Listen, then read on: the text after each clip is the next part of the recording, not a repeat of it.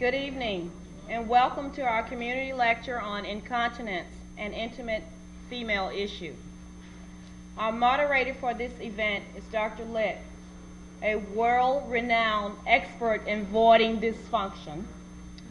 Dr. Lick attended medical school at the University of Rochester in Rochester, New York in 1988, completed his residency at the Cleveland Clinic in 1994, and his fellowship at the Mayo Clinic in 1995.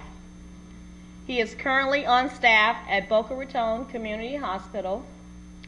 Please help me welcome our moderator for this event, Dr. Lick.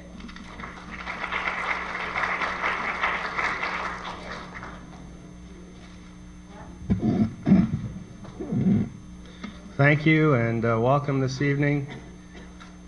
Wait for everybody to come on in. The topic this evening is urinary incontinence, and it's a big health and social problem in this country affecting millions of people, men and women. We're going to concentrate this evening on women and the problem of incontinence. The product industry for diapers and pads is a multi-billion-dollar industry in this country. That reflects partly the scope of the problem, as well as the number of people who don't seek treatment, people who are not being treated.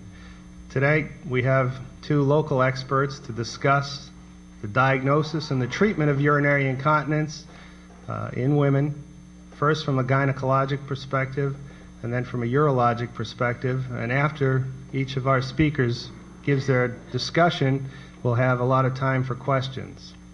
So first, I'd like to introduce Dr. Rebecca Stern, who graduated from the University of South Florida Medical School and did her training in OBGYN at Albert Einstein in the Bronx and is in practice here in Boca Raton. Dr. Stern. Hi, welcome. I'm Rebecca Stern.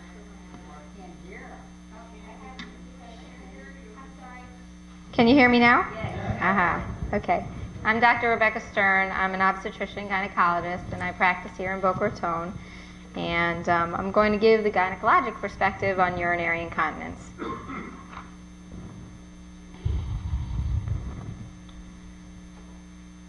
So first off, the definition of urinary incontinence is actually the involuntary loss of urine. And it's really the involuntary loss of urine that becomes a social and cleanliness problem.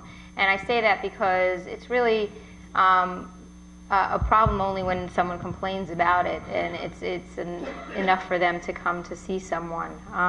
There are greater than 10 million adults who suffer from urinary incontinence, and 7 million of those of which are women.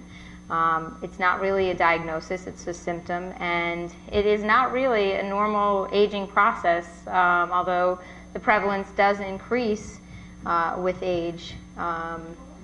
It is often treatable and curable, so it's a very important thing for you to bring up with your physician, even if you don't think it's a major problem for you. Early stages are more easily treated, and so it is a good thing to bring up.